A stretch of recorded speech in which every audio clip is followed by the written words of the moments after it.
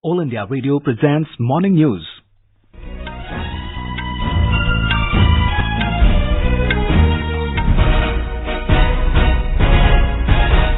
Good morning, I'm Abhishek Kumar. The headlines. Prime Minister Narendra Modi says India has to play a vital role in reinstating world peace, urges all forces to unite against those who promote and give shelter to terrorist outfits. The Prime Minister says his government's ultimate objective is to achieve ease of living, focuses on digital payment and indigenous products. With improvement of situation, Jammu and Kashmir authorities likely to review restrictions in the remaining areas. First death anniversary of former Prime Minister Atal Bihari Vajpayee being observed today. 14 people killed in the attack by insurgents from Myanmar's ethnic minorities. And in cricket, Australia was 30-for-1 in their first innings against England at stumps on the second day of the second Ashes Test at Lord's.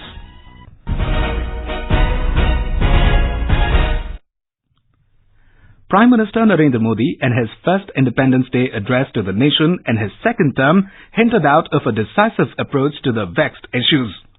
Speaking from the ramparts of Red Fort, Prime Minister said that India has to play a vital role in reinstating world peace. India cannot remain silent spectator in the global environment. The country is putting up a tough fight against terrorist organizations. He urged all forces to unite against those who promote and give shelter to terrorist outfits. आतंक की घटना ये मानवतावाद के खिलाफ छेड़ा हुआ युद्ध है और इसलिए आतंकवाद को पनाह देने वाले, आतंकवाद को प्रोत्साहन देने वाले, आतंकवाद को एक्सपोर्ट करने वाले ऐसी सारी ताकतों को दुनिया के सामने उनके सही स्वरूप में प्रस्तुत करना, दुनिया की ताकत को जोड़ करके आतंकवाद को नष्ट करने की प्रयासों में भारत अपनी भूमिका अदा करे, उसके लिए हम चाहते हैं. The Prime Minister made a slew of significant announcements, including doubling a farmer's income by 75th year of independence, providing every poor a pakka house and electricity connection to every family. Mr. Modi said every village should have optical fiber network and broadband connectivity besides facility of long-distance education. Stressing on the growing necessity of digital mode of payment in recent times, he said digital payment platforms are evolving strong and digital payments for village shops, small outlets and smaller city malls should also be encouraged. हमारा RuPay card Singapore में चल रहा है. हमारा RuPay card आने वाले दिनों में और देशों में भी चलने वाला है. हमारी एक डिजिटल प्लेटफॉर्म बड़ा मजबूती के साथ उभर रहा है. लेकिन हमारे गांव में छोटी छोटी दुकानों में भी, हमारे शहर के छोटे छोटे मॉल में भी हम क्यों न डिजिटल पेमेंट की ओर बल दें.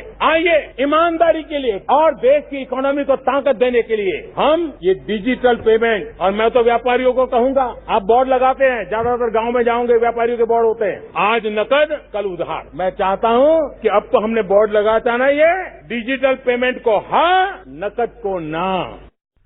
Mr. Modi said stress should be laid on blue economy and farmers should become exporters and every district of the country should be an export hub. He said value-added goods from every district should reach global markets. Talking about the current scenario of business in the country, the Prime Minister said a lot of progress has been made towards ease of doing business and country aims to reach the top 5 in the global ranking.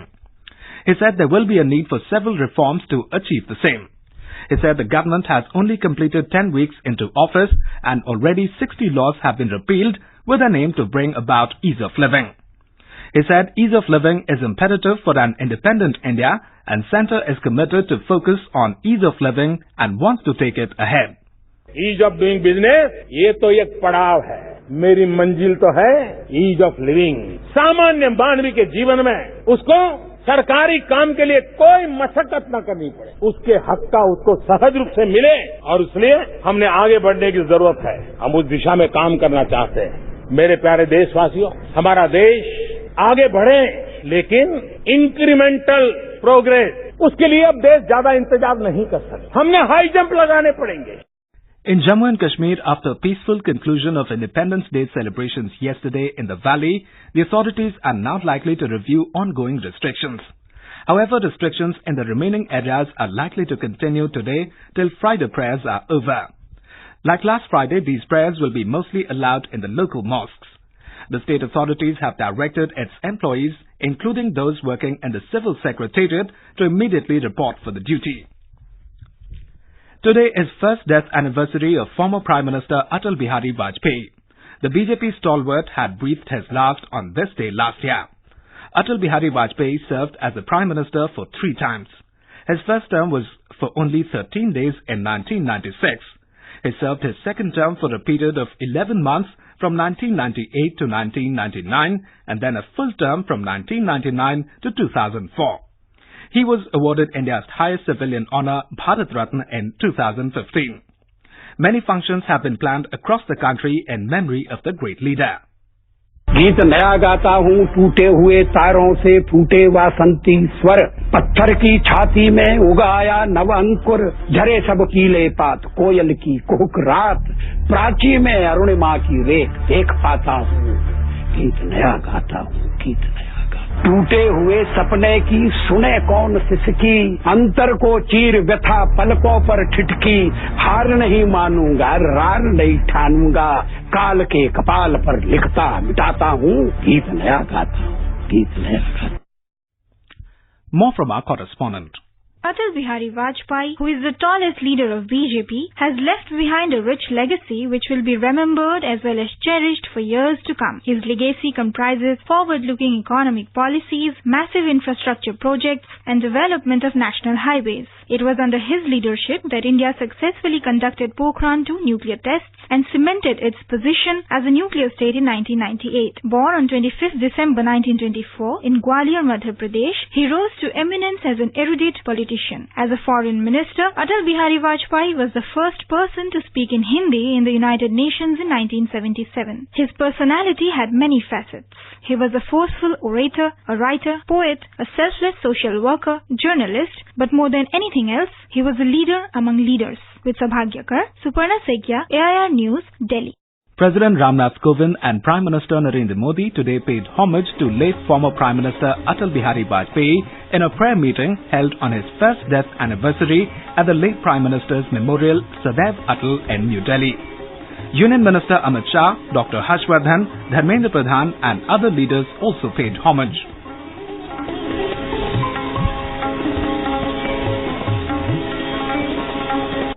The Vice President, Mr. M. Venkaiah Naidu, is arriving in West Bengal today on a day-long visit.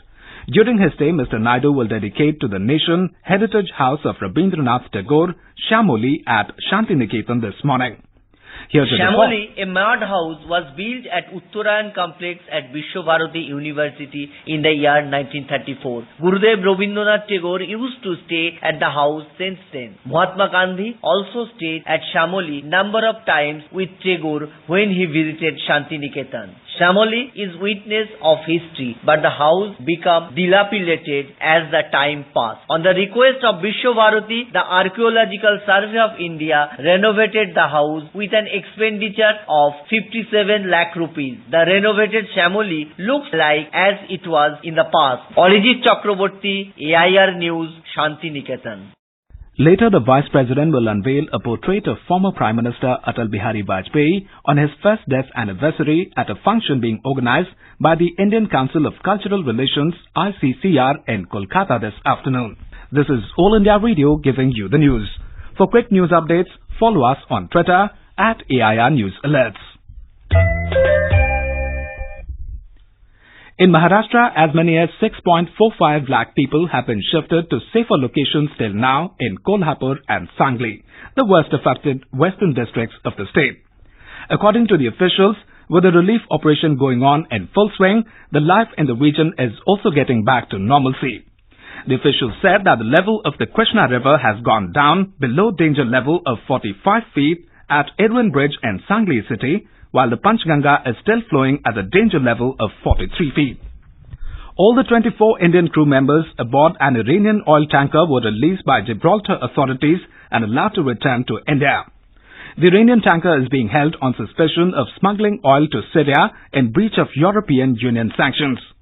Minister of State for External Affairs V. Muralidharan said in a tweet last evening that he spoke to Indian High Commission in London and they confirmed that the Indian crew aboard VLCC Grace 1 had been released. Insurgents from Myanmar's ethnic minorities attacked 5 locations in the east of the country, leaving 14 people dead and 4 police officers missing. Myanmar's military says the attacks occurred in the state of Shan and elsewhere yesterday. The targets included a military academy. A coalition of armed groups demanding greater autonomy issued a statement claiming responsibility for the attacks. The statement said the groups launched the attacks as Myanmar's military and police had been stepping up offensive operations and crackdowns in areas where the minorities live. The military says the attackers destroyed the equipment used to impede trafficking of illegal drugs. Myanmar's government places top priority on achieving peace with armed units of ethnic minorities. But negotiations between the two sides have not made the progress the government had hoped for. North Korea today fired 2 unidentified projectiles into the sea, which is latest in a series of such launches by Pyongyang. The South Korean military said the projectiles were fired from near the city of Tongchon of Gangwon province into the East Sea, also known as the Sea of Japan. South Korea's Joint Chiefs of Staff said the military is monitoring the situation in case of additional launches while maintaining a readiness posture. The Kapil-Dev-led Cricket Advisory Committee CAC will interview 6 shortlisted candidates for the post of India's head coach in Mumbai today. Apart from Ravi Shastri, the other big names who will give presentations to the 3-member committee include former Australia all-rounder and Sri Lanka coach Tom Moody and ex-New Zealand and Kings 11 Punjab coach Mike Hesson.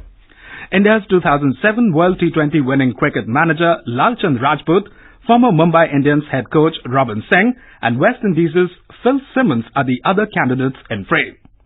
Simmons was Afghanistan national team's coach until recently. In cricket, Australia was 30 for 1 in their first innings against England at Stumps on the second day of the second Ashes Test at Lord's yesterday. Earlier put into bat, England were all out for 258. Australia won the first Test by 251 runs at Edgbaston. And now for an overview of today's newspapers, it's over to Anuja Kumar. Thank you, Abhishek. Excerpts from Prime Minister's speech yesterday make headline across major national dailies this morning. We are now one nation with one constitution, says Modi, reads the lead headline in the Hindustan Times. The Indian Express writes, defence reform pending since Kargil gets I-Day OK. PM announces Chief of Defence Staff post. China asking UNSC for an informal meeting over J&K status issue is noticed in several newspapers. The Hindu writes, UNSC to hold closed-door meet on Kashmir today. The release of Indian sailors on board Iranian oil tanker finds front page mention in the Asian Age that writes, 24 Indian sailors held on Iran's ship in Gibraltar freed. Women can travel for free on city buses from October 29th, informs the Hindustan Times about the announcement made by the Delhi government. And finally, how about robot for a priest? You might not approve of it, but this Japan temple has put faith in robot priest, reports the Times of India of this new attempt made by a 400-year-old temple in Japan to attract people towards Buddhism. And with that, it's back to you, Abhishek. Thank you, Anuja. In some more news, a Russian passenger plane made an emergency landing yesterday in a cornfield near Moscow after striking a flock of birds. Emergency officials said at least 74 people were injured in the incident, which saw the plane land with its engines off and landing gear retracted. And now before we end the bulletin, the headlines once again. Prime Minister Narendra Modi says India has to play a vital role in reinstating world peace, urges all forces to unite against those who promote and give shelter to terrorist outfits. The Prime Minister says his government's ultimate objective is to achieve ease of living, focuses on digital payment and indigenous products.